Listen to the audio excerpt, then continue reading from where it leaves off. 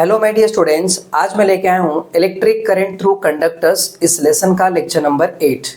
आज के लेक्चर में EMF, internal resistance and terminal voltage यानी कि टर्मिनल पोटेंशियल डिफरेंस, इन टॉपिक को हम कवर करेंगे।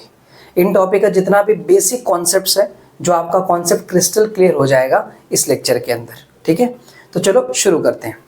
सबसे पहले हम ये देख लेते हैं कि हमारा टॉपिक का नाम क्या है, वो देख लेंगे सबसे पहले। तो हमारा टॉपिक का नाम है ईएमएफ, दूसरा क्या है internal resistance, internal resistance and terminal voltage, terminal voltage. ठीक है, ये टॉपिक है। चलो अभी हम क्या करते हैं, इन सबको समझने के लिए शुरू कर लेते हैं। देखो क्या करेंगे, हम मार्केट में जाके एक सेल लेके आएंगे। सेल पता है ना आपको, जैसे आप रिमोट में यूज़ करते हो या फिर आपके जो दीवार पे जो घड़ी होती है, वो घड़ी के अंदर सेल लगाते हैं हम लोग। तो जो बैटरी सेल है वो हम सेल इस्तेमाल करने वाले हैं। तो मान के चलो कि मैं मार्केट से सेल लेके आया। अब वो सेल का मैं यहाँ डायग्राम निकाल लेता हूँ ताकि थोड़ा आपको विजुअलाइज करने में ईजी हो जाए। यहाँ निकाल लेते हैं सेल का डायग्राम। ठीक है, ये सेल है, सेल का ये पॉजिटिव और यहाँ पर क्या होगा नेगेटिव। ये सेल मैंने मार्केट से लेके आया। अब ये सेल के ऊपर है ना, वहाँ पर लिखा रहता है कितनी वोल्टेज का ये सेल है करके। तो वहाँ पर कहीं 2.5 वोल्टेज है या 1.5 वोल्टेज है या फिर 6 वोल्टेज है। तो अभी के लिए लेट से मैं एक नंबर ले लेता हूँ 12 वोल्टेज। तो इस पे ऐसा लिखा है कि ये 12 वोल्टेज का सेल है। ये जो 12 वोल्टेज लिखा है ना, इसी को कहते हैं ईएमएफ। क्या कहते हैं? ईएमएफ। ईएमएफ का फुल फॉर्म क्या है? Electromotive force, electromotive force, electromotive force कहते हैं इसको। तो देखो ये फोर्स वाला वर्ड देखकर वोल्टेज में कंफ्यूजन मत होना।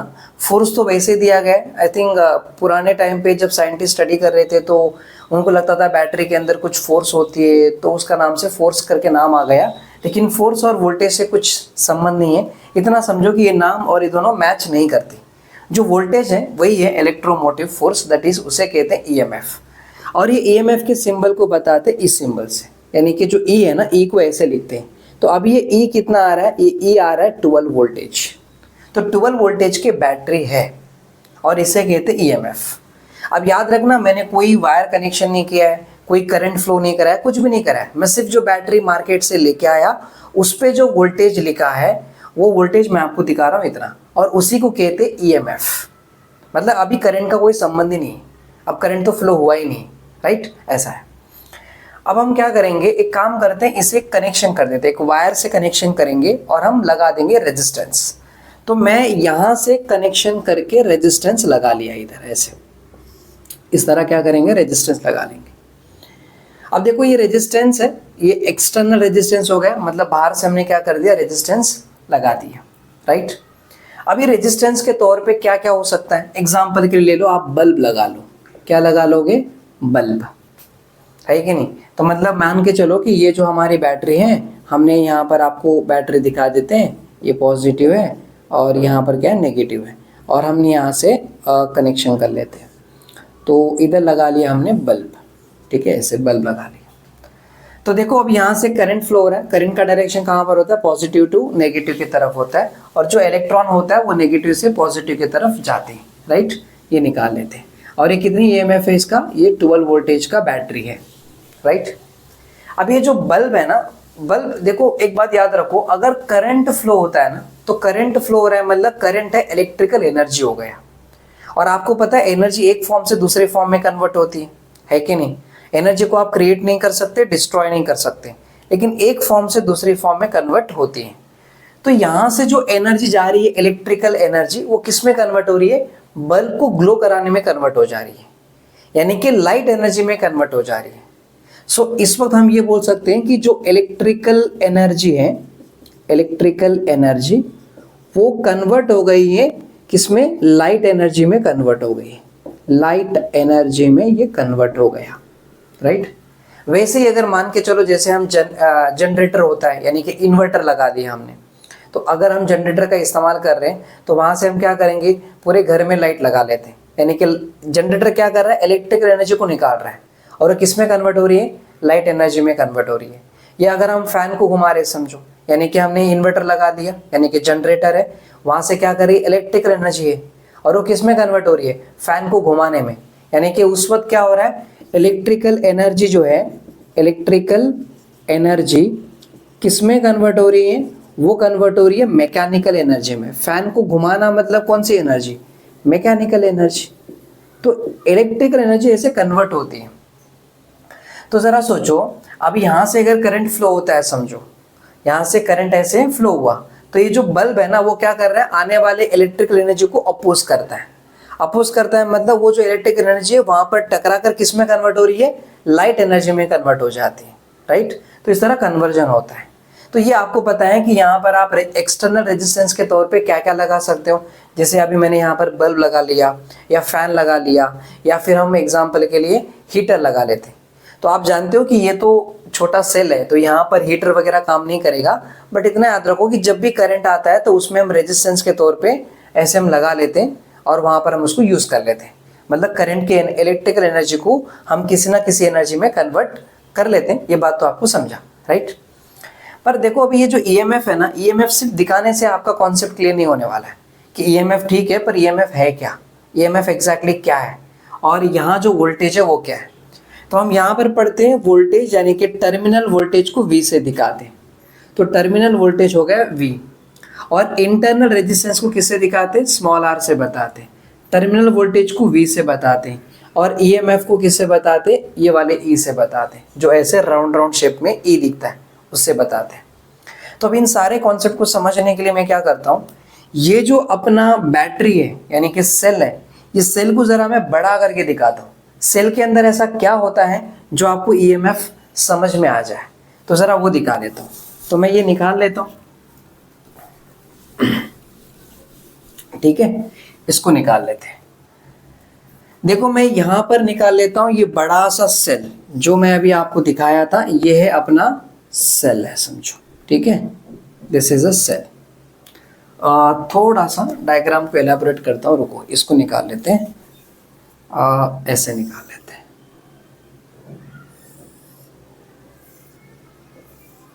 इस तरह मैंने सेल निकाल लिया, ठीक है।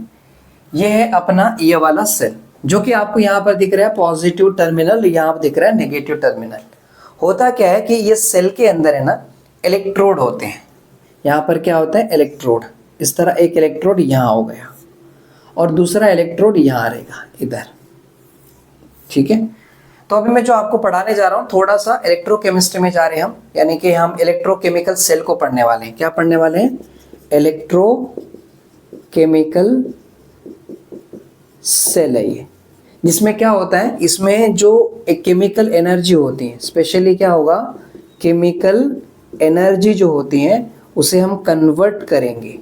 क्या करेंगे, कन्वर्ट, किस में, इलेक्ट्रिकल एनर्जी में, इलेक्ट्रिकल एनर्जी। और आप 12th में आके है ना, इसको इलेक्ट्रोकेमिस्ट्री में आप अच्छे से पढ़ने वाले हो, तब आपका कॉन्सेप्ट क्रिस्टल क्लियर होने वाला है। बट अभी के लिए आपको ईएमएफ समझना ज़रूरी है, तो उसका कॉन्सेप्ट मैं यहाँ पर समझा देता हूँ। देखो अभी यहाँ पर इलेक्ट्रोकेमिकल सेल में क्या होता है, इलेक्ट्रोकेमिकल सेल में केमिकल एनर्जी को इलेक्ट्रिकल एनर्जी में हम कन्वर्ट करते हैं। और इसका एग्जाम्पल के तौर पे कौन सा, गैल्वेनिक सेल आप ले सकते हो, समझे, गैल्वेनिक सेल जो हम नॉर्मली सेल यूज़ करते हैं, राइट। बैटरी का सेल, जैसे मैंने अपना रिमोट का सेल हो गया, ये सारे एग्जाम्पल आते हैं, राइट। तो ये सेल होते हैं। अब एग्जैक्टली इसमें होता क्या है, ज़रा समझो, थोड़ा केमिस्ट्री में जाते हैं और डिटेल में समझते हैं। देखो यहाँ पर ये जो मैंने सेल लिया है ना, ये वाला सेल मैं यहाँ पर लेके रखा हूँ। अभी कोई करंट वगैरह फ्लो नहीं करा है मैंने, मैं सिर्फ यहाँ पर सेल लेके रखा हूँ।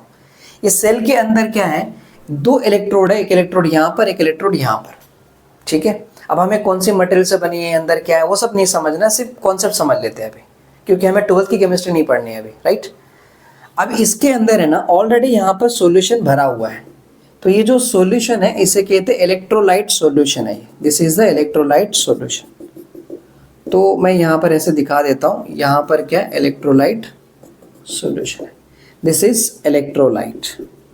तो ये इलेक्ट्रोलाइट सॉल्यूशन है, जिसे हम कहते हैं कंडक्टिंग सॉल्यूशन है, this is a conducting solution, ठीक है। ये सॉल्यूशन भरा हुआ है।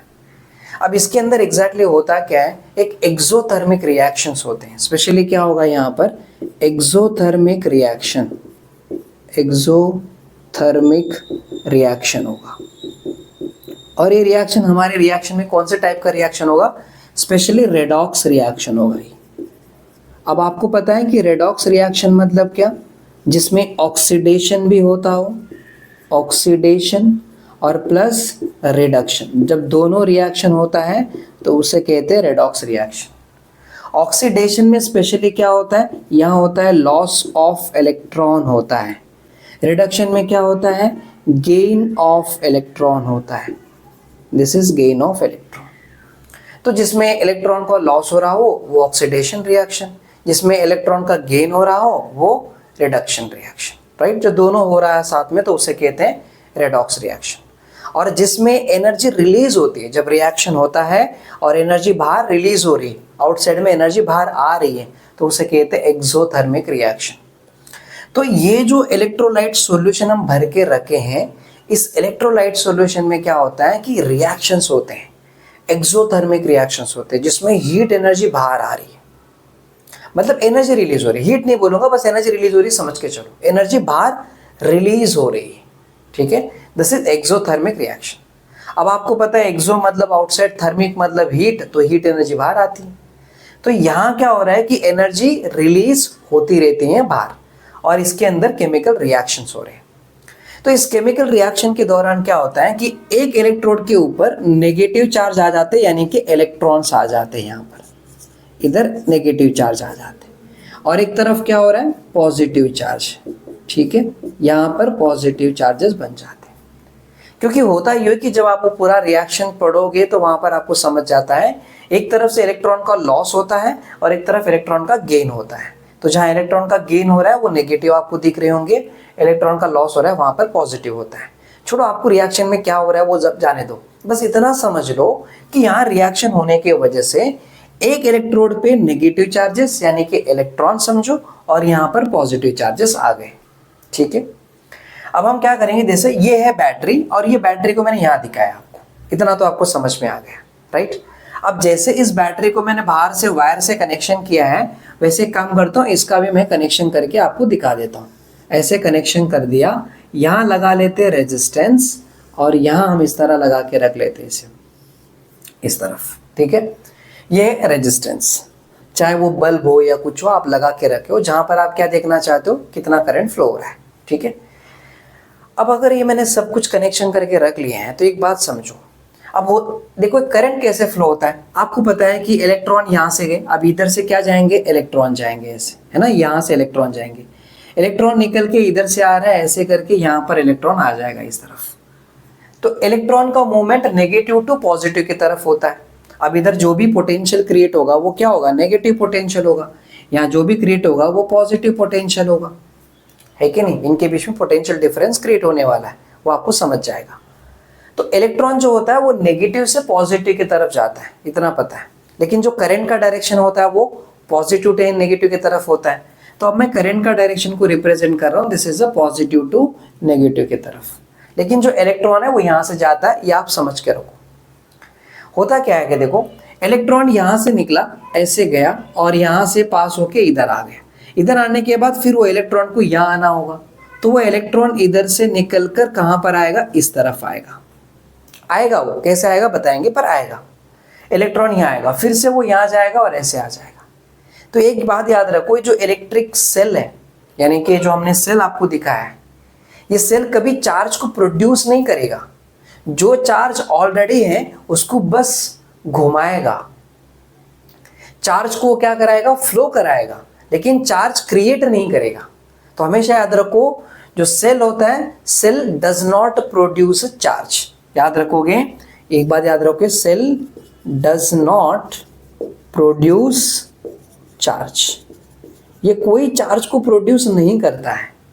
कभी कभी कुछ लोग सोच रहे थे कि जब उसको पढ़ते वक्त क्या सोचते हैं, उनको लगता है कि सेल है तो वो उसने चार्ज को निकाल रहा होगा तभी करंट बन रहा होगा। नहीं, ऑलरेडी अंदर चार्ज है पहले से, क्योंकि वो इलेक्ट्रोड है, केमिकल रिएक्शन हुआ और यहाँ पर चार्जेस बन गए पहले से।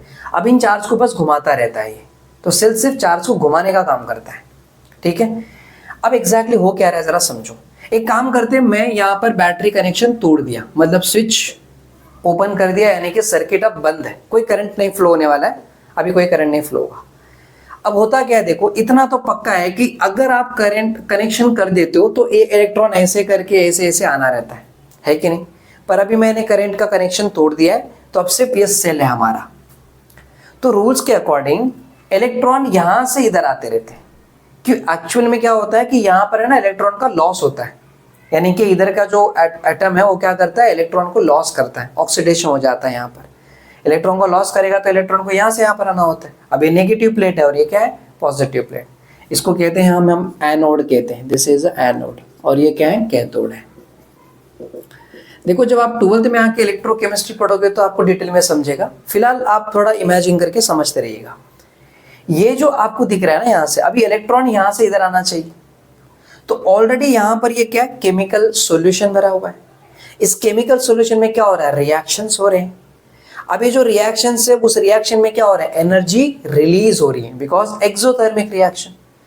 जो एनर्जी रिलीज हो रही है वो एनर्जी लेकर ये यहां से इधर आता है, इस तरफ, समझा। अब देखो यहां से यहां पर आया तो इसको एनर्जी दिया गया होगा, तो आपको पता है कि यहां पर कितनी एनर्जी थी, 12 वोल्टेज। अब आपको बता दूं कि मान के चलो कि ये इलेक्ट्रॉन है, इसको यहां से लेके यहां भेजना है, तो इधर जो एनर्जी रिलीज किया गया है, जिस एनर्जी से ये इधर आ रहा है, इसको जो एनर्जी दिया गया है वो कितना दिया है, वहां पर 12 वोल्टेज दिया गया है। 12 वोल्टेज का मतलब हुआ कि 12 joule per coulomb, 12 joule per coulomb. देखो मैं यहाँ पर अच्छे से लिख देता हूं, इसका मतलब क्या हुआ कि 12 वोल्टेज का मतलब ये हुआ कि 12 जूल पर कूलम। यानी कि मान के चलो कि इलेक्ट्रॉन 1 कूलम का चार्ज है, हालांकि इलेक्ट्रॉनिक चार्ज कितना होता है, 1.6 इंटू 10⁻⁻19 कूलम होता है। इलेक्ट्रॉनिक चार्ज है तो माइनस से रिप्रेजेंट करते हैं, इलेक्ट्रॉन का रहेगा तो, अगर प्रोटॉन का रहेगा तो हम पॉजिटिव से रिप्रेजेंट करते हैं, पर वैल्यू कितनी होती, इतनी होती। अब मान के चलो कि ये इलेक्ट्रॉन का 1 कूलम चार्ज है, 1 कूलम चार्ज को यहां से यहां तक भेजने के लिए जो बैटरी ने एनर्जी सप्लाई किया है, जो एनर्जी दिया है, जो एनर्जी क्रिएट किया है, जिसकी वजह से वो इधर से इधर आ रहा है, वो एनर्जी इतनी है, 12 जूल पर कूलम है, 12 जूल पर कूलम। याद रखना, मैंने सेल लेके आया था, सेल पे क्या लिखा था, 12 वोल्टेज लिखा था। 12 वोल्टेज मतलब क्या, 12 joule per coulomb. 1 coulomb charge को यहां से यहां भेजने के लिए अंदर के केमिकल सॉल्यूशन जो एनर्जी रिलीज किए है, वो एनर्जी कितनी देंगे, 12 joule per coulomb. 1 coulomb charge को ट्रांसफर कराने के लिए इतनी एनर्जी रिलीज कर रही है अंदर का केमिकल सॉल्यूशन, इतनी एनर्जी। दैट मीन्स ये जो दिख रहा है ना, ये कोई फोर्स नहीं है, हमने क्या नाम पढ़े, इलेक्ट्रोमोटिव फोर्स। फोर्स नहीं है, ये तो एनर्जी है। क्या है, एनर्जी। ये हमें गलत फहमी है, इस नाम को सुन के हम सोचते हैं कि भाई साहब अंदर फोर्स है, फोर्स नहीं, एनर्जी है, एनर्जी। क्योंकि ये केमिकल सॉल्यूशन के अंदर क्या हो रहा है, रिएक्शंस हो रहे। रिएक्शंस कैसे होते हैं, क्या होता है, वो 12th में पढ़ लेंगे हम, अभी आपको थोड़ी पढ़ना है, आपको तो हमें ये टॉपिक समझना है ना, तो इसका कॉन्सेप्ट क्लियर करनी है बस हमें।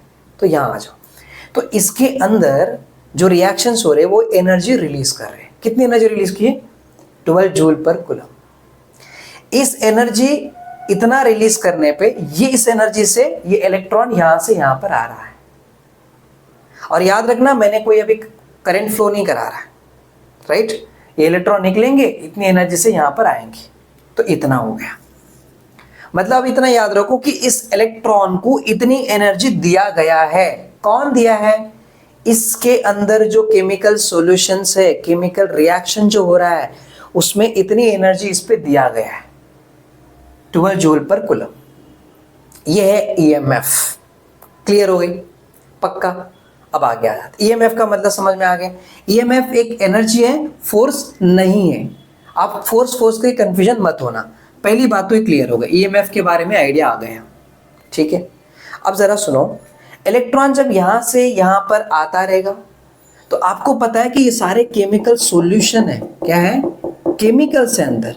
तो अंदर केमिकल आयंस, केमिकल एटम्स, अंदर केमिकल मॉलिक्यूल्स तो है। तो जब इलेक्ट्रॉन यहां से यहां आता रहेगा तो बीच में केमिकल से यानी कि केमिकल एटम से या केमिकल के अंदर से उसको इधर आना है। अब जैसे एग्जांपल लेता हूं, आप अगर पानी में तैर रहे हो तो क्या पानी में तैरोगे तो क्या स्पीड से निकलते रहोगे क्या?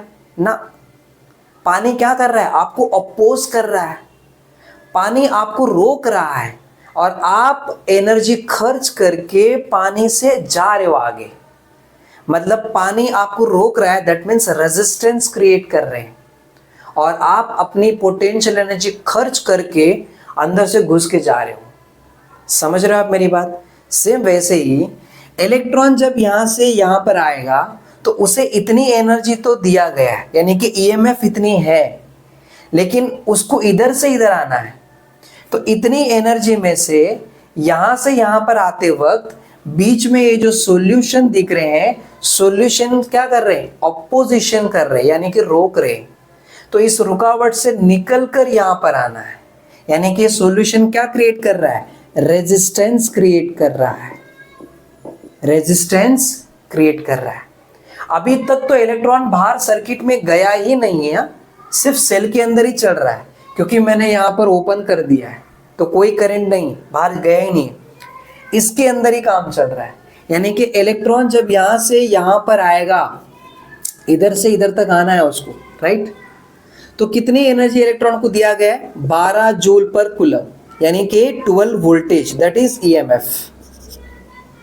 लेकिन इलेक्ट्रॉन यहां से यहां पर आएगा तो अंदर क्या भरा हुआ है? सॉल्यूशन भरा हुआ है। ये सॉल्यूशन क्या कर रहा है? इलेक्ट्रॉन को अपोज कर रहा है। अपोज कर रहा है मतलब रेजिस्टेंस क्रिएट कर रहा है।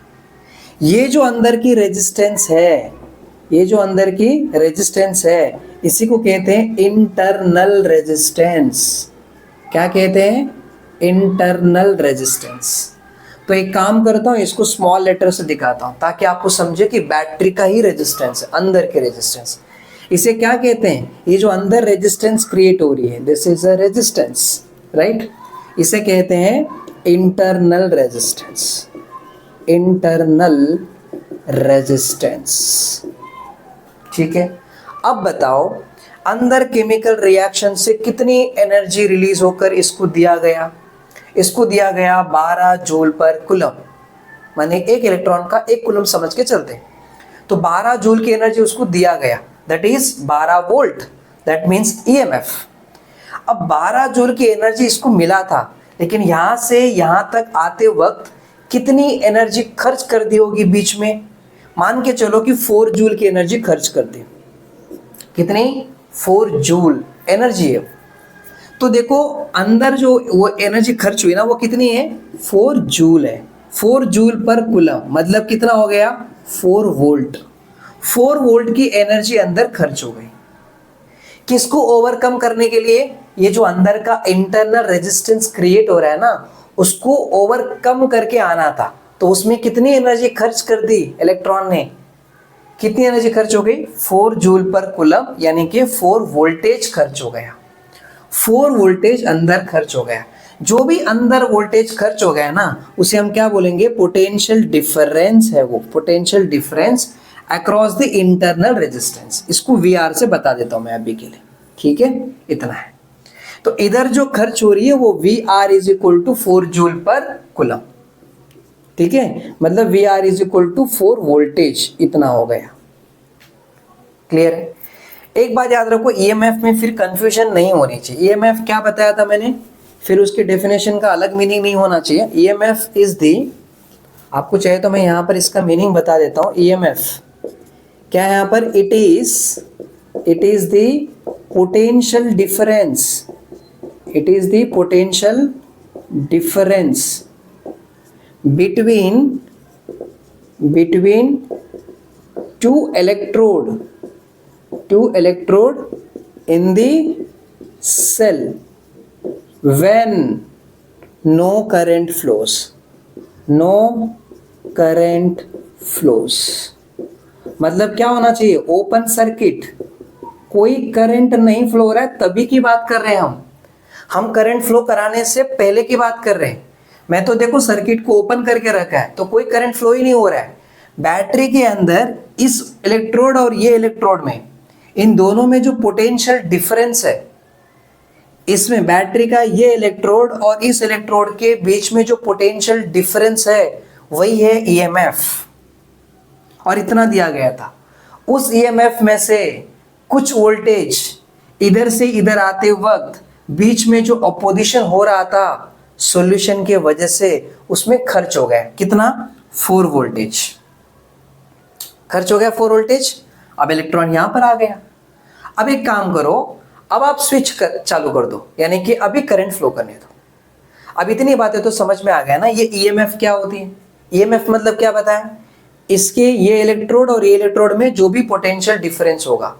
अब देखो एनसीईआरटी में क्या बताता है कि ये जो ईएमएफ होता है ना, वो ऐसे बताता है कि इसका पोटेंशियल कितना, V पॉजिटिव, ठीक है, और डिफरेंस मतलब क्या, माइनस, माइनस ऑफ ये, इसका पोटेंशियल कितना रहेगा, V नेगेटिव। तो एग्जांपल होगा जो ये -3 वोल्टेज होगा और ये कितना यहाँ पर 9 वोल्टेज होगा समझो। तो जरा इधर देखो, यहाँ पर देखो माइनस ऑफ, यहाँ पर ये माइनस ऑफ ये ना, तो देखो ये कितना 9 है और माइनस ये कितना -3 वोल्टेज, मतलब ये 9 + 3 कितना हो गया, 12 वोल्टेज। तो इनके बीच में कितना वोल्टेज क्रिएट हो रही है, 12 वोल्टेज क्रिएट हो रही है। समझ में आ गया? ऐसा होता है। तो एनीहाउ ये इसके अंदर इन दोनों, अभी इसके अंदर का जो ईएमएफ हो किस पे डिपेंड करेगा, डिपेंड करता है इसके अंदर सॉल्यूशन कैसा है, किस तरह का सॉल्यूशन भर के रखा है, किस तरह का रिएक्शन होने वाला है, और ये इलेक्ट्रोड कौन सी मटेरियल से बनी हुई है, ये उस पर डिपेंड करता है। तो उस मटेरियल के ऊपर डिपेंड करता है कि इनका ईएमएफ कितना रहने वाला है। ये तुम और मैं डिसाइड नहीं कर सकते, राइट? हाँ, लेकिन हम बाहर का करंट देख सकते, चेंज कर सकते, यहाँ का वोल्टेज चेंज कर सकते हैं। कैसे? हम डिसाइड करेंगे यहाँ पर रेजिस्टेंस कितना लगाएंगे, उसके हिसाब से डिसाइड कर लेंगे। ठीक है, यहाँ तक बातें समझ में आ गया। तो अभी आपको ये ईएमएफ समझ गया, इंटरनल रेजिस्टेंस समझ में आ गया, राइट? तो मैं इसको यहाँ निकाल लेता हूँ, इतना ये है ईएमएफ और इंटरनल रेजिस्टेंस क्लियर हो गए। अब जरा देखो, इलेक्ट्रॉन यहाँ आ गया समझो। अब इलेक्ट्रॉन घूम के इधर से यहाँ पर जा रहा है। मैं स्विच लगा लेता हूँ, चालू कर दिया और अब करंट फ्लो होगा। ठीक है, अब इलेक्ट्रॉन घूम के यहाँ पर आ रहा है, फिर इलेक्ट्रॉन इधर आएगा, ऐसे यहाँ पर आएगा और फिर घूम के यहाँ से ऐसे जा रहा है, यानी कि इलेक्ट्रॉन यहाँ से इधर जा रहा है। अब जरा देखो, इलेक्ट्रॉन इधर आ रहा है, जरा इमेजिन करो, अब ये एनर्जी ज्यादा क्यों रहती है इधर की एनर्जी, क्योंकि ये इलेक्ट्रॉन है और सामने वाला नेगेटिव प्लेट है। तो नेगेटिव वाला इस इलेक्ट्रॉन को क्या करेगा, अपोज करेगा। क्या करेगा, अपोज करेगा। अब अगर अपोज करता है तो फिर उसको यहाँ तो भेजना पड़ेगा, तो भेजने के लिए उतनी एनर्जी अंदर रिलीज होती है। अब आप ये मत सोचो कि सर ये नेगेटिव है और ये पॉजिटिव है, तो इलेक्ट्रॉन ऐसे जाना चाहिए था ना, फिर ऐसे जाना चाहिए था ना, ना ऐसा नहीं जाएगा, इलेक्ट्रॉन यहाँ से जाएगा ऐसे। अब आप बोलोगे सर ये इलेक्ट्रॉन यहाँ पर है और सामने वाला तो नेगेटिव प्लेट है, ये भी नेगेटिव चार्ज वाले, तो इनके और इनके बीच में रिपल्शन होगा ना, होगा रिपल्शन होगा। लेकिन यहाँ पर सॉल्यूशन का जो रिएक्शन की वजह से जो एनर्जी रिलीज हो रही है वो बहुत ज्यादा एनर्जी है, और वो एनर्जी की वजह से क्या करते हैं, ये जो सेल है उसको ऐसे एकदम धक्का मार के लेके आते, एकदम ऐसा पुश करके लेके आते और ऐसे करके यहाँ पर लेके आते। उस एनर्जी की वजह से वो इधर से इधर आ जाता है। ठीक है, और आते वक्त सॉल्यूशन की वजह से क्या होता है, अपोजिशन होता है, मतलब रेजिस्टेंस क्रिएट होती है, उसे कहते हैं इंटरनल रेजिस्टेंस। चलो यहाँ तक समझा। अब इलेक्ट्रॉन यहाँ आके आगे जाने वाला है। अब यहाँ जाएगा तो देखो ये जो वायर है, ये वाला टर्मिनल, वायर का टर्मिनल है क्या, ये कंडक्टर है, यानी कि वायर का इस टर्मिनल के बीच में क्या होगा, इसके अंदर भी तो रेजिस्टेंस क्रिएट किया, यहाँ पर रेजिस्टेंस है कि नहीं, तो इस रेजिस्टेंस के वजह से यहाँ पर भी ऑपोजिशन होगा, तो इधर से ओवरकम करके यहाँ तक आने के लिए कुछ वोल्टेज खर्च हो जाएगा। अब जरा सिंपल सी बात है, जरा सोचो, इस बैटरी में पूरी एनर्जी कितनी थी, ईएमएफ थी यहाँ पर 12 वोल्टेज। अब यहाँ पर अंदर क्या है, इंटरनल रेजिस्टेंस था, इधर छोटू सा ये इंटरनल रेजिस्टेंस, तो इधर से इधर आने के लिए कितनी वोल्टेज खर्च हो रही थी, 4 वोल्टेज। दिख रहा है ना यहाँ पर, ये क्या है, 4 वोल्टेज। कंफ्यूजन नहीं है, थोड़ा सा खराब हो गया पूरा, पर समझ जाओ, यहाँ इधर से इधर आने के लिए 4 वोल्टेज खर्च हो गई। सॉल्यूशन ने कितनी एनर्जी दिया है इस इलेक्ट्रॉन को, कंप्लीटली 12 वोल्टेज, यानी कि 12 जूल पर कूलम, इतनी एनर्जी। अब बाकी इलेक्ट्रॉन को यहाँ से यहाँ जाना है, तो कितनी वोल्टेज से जाएगा वो, अब यहाँ पर पूरा 12 था, 12 में से 4 यहाँ पर खत्म हो गया, तो यहाँ पर कितना रहेगा, 8 वोल्टेज रहेगा। इधर से इधर आने के लिए जो वोल्टेज खर्च होता है ना, वो कितना, 8 voltage. And this is terminal voltage, terminal voltage. समझ में आ गया, यही है टर्मिनल वोल्टेज। इसको कहते हैं टर्मिनल पोटेंशियल डिफरेंस, बिकॉज जो ये वायर कंडक्ट कर दिया है, इसका ये टर्मिनल और ये टर्मिनल के बीच में जो पोटेंशियल डिफरेंस क्रिएट हो रही है, जो वोल्टेज, जो एनर्जी लेकर ये इलेक्ट्रॉन जा रहा है, वो एनर्जी इतनी होगी, यानी कि 8 जूल पर कूलम की एनर्जी लेकर जा रहा है, 8 जूल पर कूलम की एनर्जी लेकर जा रहा है। समझ में आ गया, क्लियर है। आप किसी दो पॉइंट के बीच में निकाल सकते हो। अगर इन दोनों पॉइंट के बीच में वोल्टेज निकालना है तो पता करो यहां से कितना करंट पास होने वाला है, करंट देखना पड़ेगा। इलेक्ट्रॉन यहां से जा रहा है, करंट का डायरेक्शन ये होता है ना, तो अभी मैं आपको खाली इलेक्ट्रॉन यहां जाएगा, याद रखो करंट का डायरेक्शन ये, तो कितनी करंट यहां से पास हो रहा है देखो, और फिर यहां पर कितनी वोल्टेज खर्च होगी, कितनी एनर्जी लगेगी इसको ओवरकम करने के लिए, वो आपको पता चल जाएगा। क्लियर हो गई। देखो बैटरी के खुद के अंदर केमिकल सॉल्यूशन से जो एनर्जी मिला है इलेक्ट्रॉन को यहाँ से यहाँ पर आने के लिए, और यहाँ से यहाँ पर आने में ज़्यादा एनर्जी लगती है क्योंकि सामने ये नेगेटिव प्लेट है और ये इलेक्ट्रॉन को अपोज करता है, तो ज़्यादा एनर्जी लगेगी। तो इधर से इधर आने में जो एनर्जी लग रही है, जो एनर्जी मिला है, वो है EMF। और बीच में जो ऑपोजिशन है, बीच में जो ऑपोजिशन है, उस ऑपोजिशन को ओवरकम करने के लिए जो एनर्जी खर्च हो रही है वो है 4 वोल्टेज। और बीच में जो ऑपोजिशन आता है इसे कहते हैं इंटरनल रेजिस्टेंस। क्या कहते हैं, इंटरनल रेजिस्टेंस। पूरी स्टोरी में एक बात समझो, सॉल्यूशन से कितनी एनर्जी रिलीज हुई, दैट इज EMF। ठीक है, यहां से यहां पर आते वक्त बीच में क्या हो रहा है, सॉल्यूशन भरा हुआ है, तो वो ऑपोजिशन क्रिएट कर रहा है, उसे कहते हैं इंटरनल रेजिस्टेंस। उसे ओवरकम करने के लिए जो वोल्टेज खर्च होगा उसे हम बता रहे हैं VR। और ये है अपना 4 वोल्टेज और ये था अपना 12 वोल्टेज। समझ में आ गया, क्लियर है। ठीक है, चलो यहां से यहां तक आने में कुछ तो अपोजिशन हुआ होगा। अब एक काम करते हैं, सर्किट से समझ लेते हैं, एक सर्किट डायग्राम निकालते हैं और आपको समझा देते हैं। चलो मैं एक काम करता हूँ, यहाँ देखो बैटरी निकाल लेता हूँ, और बैटरी के अंदर क्या है, इंटरनल रेजिस्टेंस है। देखो अभी ये इंटरनल रेजिस्टेंस बैटरी के अंदर होती है, लेकिन जरा बाजू में दिखाना पड़ता है। एक काम करता हूँ, मैं बैटरी यहाँ निकाल लेता हूँ ऐसे। एक मिनट, एक बैटरी में निकाल के दिखा देता हूँ आपको। This is a battery. ठीक है, ऐसे हमने बैटरी कनेक्शन कर लिया। एक काम करते, रुको कंफ्यूजन हो जाएगा। ये पॉजिटिव नेगेटिव और ये है इंटरनल रेजिस्टेंस, और मैं ये ले लिया battery, this is a battery. और बाहर यहाँ पर कनेक्शन कर दिया एक्सटर्नल रेजिस्टेंस, इस तरह कनेक्शन कर लिया। ठीक है, ऐसे कनेक्ट कर लिया। अब देखो यहाँ समझते हैं हम, ये बैटरी है, इसका EMF E और इसका रेजिस्टेंस कितना है, स्मॉल r। इसका रेजिस्टेंस है स्मॉल r। मान के चलो कि यहाँ का जो रेजिस्टेंस है वो 2 ओम का है, और यहाँ पर जो एक्सटर्नल रेजिस्टेंस वो कितना है, 4 ओम का है। बैटरी का EMF कितना है, 12 वोल्टेज है। समझा, कितना है, 12 वोल्टेज। ये positive terminal, negative terminal, current यहाँ से फ्लो होना चाहिए, दिस इज अ करंट। ठीक है, यहाँ देखो इधर ये रेजिस्टेंस है, इधर जो भी वोल्टेज खर्च होगा VR, और यहाँ जो वोल्टेज खर्च होगा वो है V, और इसे हमने कितना बताया, 8 वोल्टेज। क्योंकि ये 12 है, इधर कितना वोल्टेज खर्च हो रहा था, 4 वोल्टेज खर्च हो रहा था। 4 वोल्टेज यहाँ खर्च हो गई, 8 वोल्टेज यहाँ पर, पूरा मिला के 12 वोल्टेज। तो आप इसका वोल्टेज कैसा निकालोगे बताओ, V इज इक्वल टू यहाँ पर EMF माइनस यहाँ का वोल्टेज VR। यही करोगे ना, चेक करो। पहले ऐसा नंबर से समझाते हैं आपको। यहाँ पर कितना, 8 वोल्टेज आ रहा है, तो 8 वोल्टेज इज इक्वल टू यहाँ का 12 वोल्टेज माइनस यहाँ का 4 वोल्टेज। यही करोगे ना। यहाँ पर कितनी वोल्टेज खर्च हो रही है, मतलब यहाँ से इलेक्ट्रॉन को यहाँ जाने में कितनी एनर्जी लगेगी, 8 वोल्टेज पर कूलम, मतलब 8 जूल पर कूलम। और यहाँ पर कितना है, पूरा अंदर कितनी एनर्जी रिलीज हुई थी, 12 जूल पर कूलम। और यहाँ से इलेक्ट्रॉन को यहाँ तक आने में कितनी एनर्जी खर्च हो रही है, 4 जूल पर कूलम, मतलब ये वाला।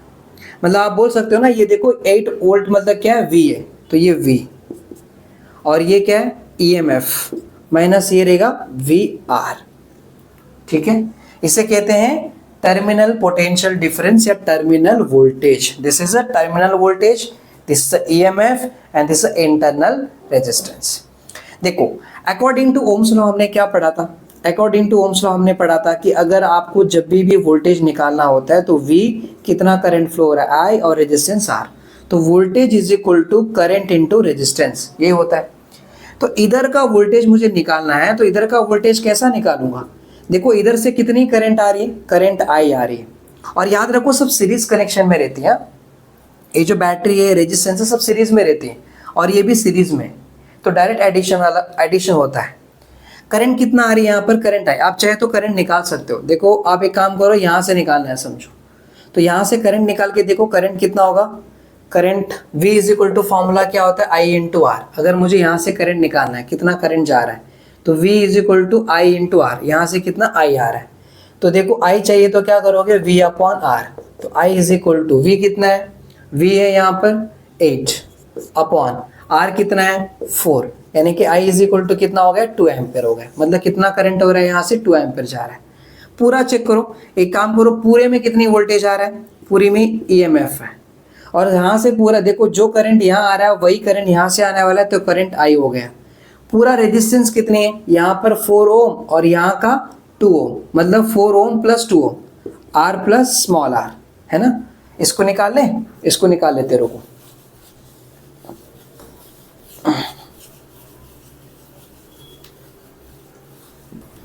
देखो यहाँ पर हमें क्या समझ में है कि EMF is equal to I into क्या लिखोगे, R प्लस स्मॉल r, है ना।